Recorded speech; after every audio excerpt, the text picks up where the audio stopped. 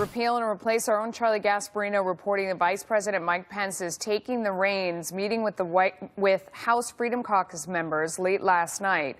And the Speaker of the House today to broker a truce on health care. Joining me now is Republican Congressman from Texas and House Freedom Caucus member Louie Gohmert. So what do you think about that? I mean, is there a truce on the way? Well, I would hope so.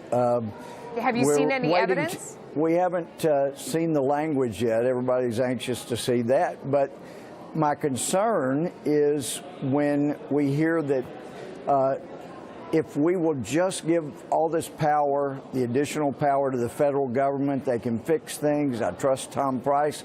But here's the solution. The federal government, as I understand the proposal, will give waivers to the states that want waivers to avoid complying with different things.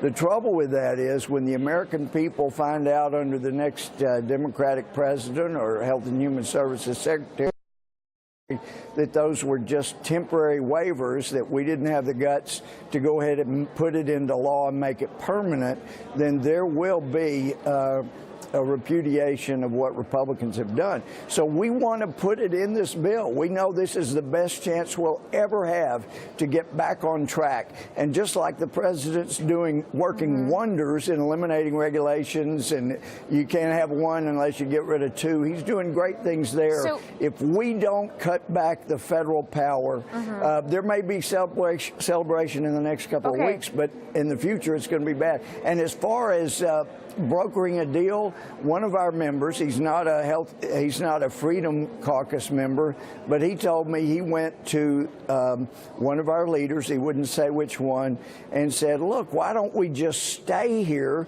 during the Easter recess until we get a deal? And he was told, no, we want to make the Freedom Caucus go home and listen to their constituents so they'll come back and do what we tell them. I hope that's not true. Okay, well, we'll mark that down as gossip, and we'll investigate it later. Let me ask you about the waivers. So you're just rejecting that idea? That would not float? No, I'm not rejecting it, but it's all in how it's wording.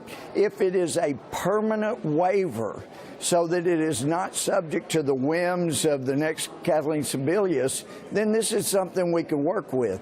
But if it is simply giving the Health and Human Services Secretary power to temporarily give waivers, then this is not what we promised, and it goes away.